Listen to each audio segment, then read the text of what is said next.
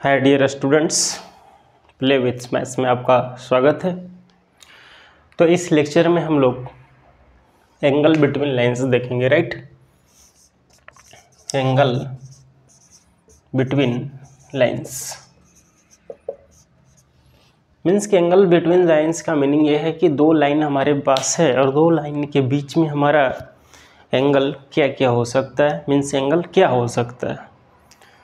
तो देखो, मान लिया कि हमारे पास ये कोऑर्डिनेट एक्सिस है, ये एक्स एक्सिस है और ये हमारा वाई एक्सिस है। मान लिया कि एक लाइन ए है हमारा और एक लाइन हमारा ए है, राइट।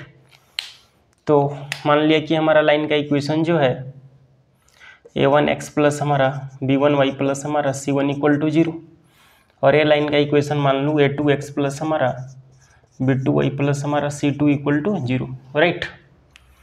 दो इक्वेशन है और मेरे को दोनों के एंगल, दोनों लाइन के बीच का एंगल चाहिए, राइट। मान लिया कि थीटा है, ठीक है। अगर ये थीटा है तो अब मेरे को बताओ कि अगर ये लाइन का इक्वेशन गिवन रहेगा तो हम उसका स्लोप तो फाइंड कर सकते हैं ना। स्लोप का मीनिंग क्या है, इसका मान लिया कि हमारा अल्फा है, तो यदि ये अल्फा है तो मेरे को बताओ आप, और इसको मान लिया कि ये हमारा बीटा है। अब देखिए, इस लाइन का इक्वेशन गिवन है तो हम इसका स्लोप फाइंड कर सकते हैं। तो मान लिया कि इस लाइन का स्लोप हमारे पास क्या गिवन है, m1, राइट। वैसे ही इस लाइन का इक्वेशन अगर हमारे गिवन रहेगा तो उसका स्लोप हम फाइंड कर सकते हैं m2, कोई प्रॉब्लम। तो एक लाइन का मान लिया कि स्लोप हमारा m1 है और इस लाइन का स्लोप मान लिया कि m2 है। हमें थीटा चाहिए। मान लिया कि हमारा एंगल अल्फा है, ये हमारा एंगल थीटा है। तो अपन जूनियर क्लास में हम लोगों ने क्या पढ़ा है, ट्रायंगल का प्रॉपर्टीज कि टू इंटीरियर एंगल का सम थर्ड एक्सटीरियर एंगल के बराबर होता है। मीन्स कि हम यहाँ से लिख सकते हैं कि theta plus alpha equal to beta, right. Theta plus alpha equal to beta. तो थीटा इक्वल टू हम क्या लिख सकते हैं, बीटा माइनस अल्फा, कोई problem. Theta plus alpha is equal to beta लिख सकते हैं, थीटा प्लस अल्फा। अब मेरे को बताओ, theta equal to beta minus alpha, इस पर दोनों तरफ tan अप्लाई कर दो क्या, तो ये हमारा क्या आ जाएगा, tan theta is equal to tan beta minus का अल्फा, राइट। तो अब मेरे को बताओ यहाँ से कि tan theta is equal to tan a minus tan b का फार्मूला लगा दूँ।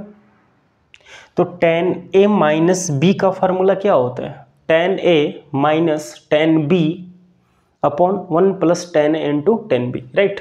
तो देखो यहाँ पर हमारा क्या है, tan बीटा माइनस का tan alpha upon 1 plus tan alpha into tan beta, right.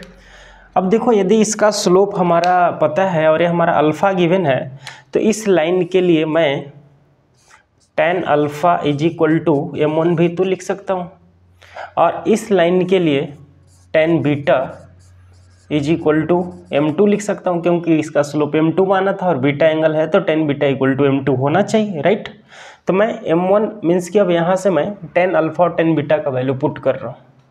तो मेरे को बताओ कि ये हमारा tan theta is equal to, ये क्या आ गया, ये यहाँ से क्या आ गया, m2 माइनस का m1 upon 1 plus m1 m2, और इस पर मॉड लगा लेते हैं। तो tan theta is equal to, आप इसको ऑर्डर चेंज करके m1 माइनस m2 भी लिखोगे अपॉन 1 प्लस m1 m2 भी लिखोगे तो कोई फ़र्क नहीं पड़ेगा, क्योंकि मॉड बाहर में लगा दिया है। और ये हमारा क्या है, एक्यूट एंगल है। क्या है हमारा, एक्यूट एंगल। तो एक्यूट एंगल हमारा tan theta equal to m1 minus m2 upon 1 plus m1 into m2 है। तो ऑब्ट्यूस एंगल क्या हो जाएगा, ऑब्ट्यूस एंगल क्या हो जाएगा, 180 माइनस का थीटा। तो पहले थीटा फाइंड कर लेंगे, उसके बाद हम क्या करेंगे, एक्यूट एंगल ये हमारा मिलेगा और उसको हम 180 से माइनस कर देंगे तो ऑब्ट्यूस एंगल मिल जाएगा, राइट। अब मेरे को बताओ, एंगल तो फाइंड हम लोगों ने कर लिया, इसका slope tan theta equal to m1 minus m2 upon 1 plus m1 into m2, और ये हमारा tan theta equal to proving मैं यहाँ से लिखा हूँ, आप समझ रहे थे, theta plus alpha equal to beta, then theta equal to beta minus alpha and tan theta, दोनों तरफ टेन अप्लाई कर दिया तो tan theta equal to tan beta minus alpha, और tan theta equal to tan beta minus tan alpha upon 1 plus tan alpha into tan beta, और tan beta और tan alpha का value put कर दिया। कोई प्रॉब्लम? तो मेरे को बताओ, मॉड लगा दिया, m2 minus m1, order change करने से भी कोई चेंजिंग नहीं आएगी क्योंकि मॉड लगा हुआ है। तो ये हमारा एक्यूट एंगल होता है, राइट। ऑब्ट्यूस एंगल के लिए 180 में से जो थीटा यहाँ से मिलेगा ना, इसको माइनस कर देंगे। अब देखो कि ये हमारा टेन थीटा मिल गया, और यहाँ से हमें अब देखो लाइन में और रिलेशन क्या हो सकता है। यदि दोनों लाइन अगर पैरेलल हो जाएगा तो दोनों के बीच का एंगल 0 हो जाएगा, और दोनों के बीच का एंगल 0 हो जाएगा मीन्स कि टेन थीटा यहाँ पर टेन 0 0 हो जाएगा। तो अब इधर 0 है तो इधर भी 0 होने के लिए न्यूमरेटर को 0 होना पड़ेगा, और न्यूमरेटर को 0 होने के लिए मीन्स कि 4 first case 4 parallel lines, 4 parallel lines क्या हो जाएगा, थीटा इक्वल टू 0 होगा, और theta equal to 0 implies tan theta equal to 0, और टेन थीटा अगर 0 हो रहा है तो m1 माइनस का m2 इक्वल टू 0 होना चाहिए, और यहाँ से हमारा m1 और बराबर किया गया m2। तो इसको याद रखेंगे कि यदि दो लाइन पैरेलल हैं, दो लाइन क्या है, पैरेलल हैं, तो दोनों का स्लोप इक्वल होता है। दो लाइन यदि पैरेलल है तो दोनों का स्लोप क्या हो जाएगा, इक्वल हो जाएगा, राइट।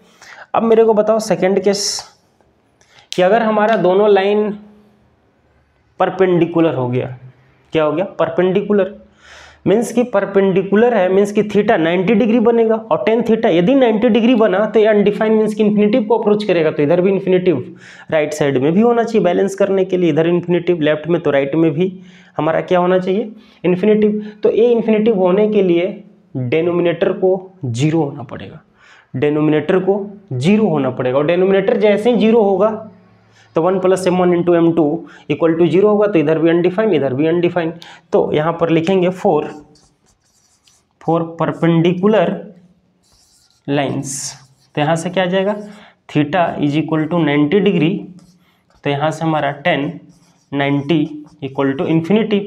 तो इसको इन्फिनिटिव होने के लिए इधर इन्फिनिटिव हो गया, इसको इन्फिनिटिव होने के लिए डेनोमिनेटर को 0 होना पड़ेगा, मीन्स कि 1 plus m1 into m2 equal to क्या होगा, 0, मीन्स कि m1 into m2 is equal to -1।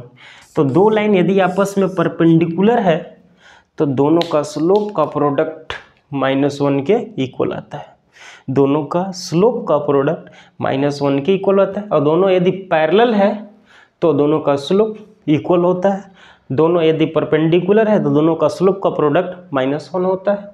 Acute angle निकालने का ये तरीका, ऑब्ट्यूस एंगल निकालने का ये तरीका प्रॉपर मेथड है। कहीं भी कोई कन्फ्यूजन आप कमेंट करके पूछ सकते हैं। इस लेक्चर में इतना ही, थैंक यू।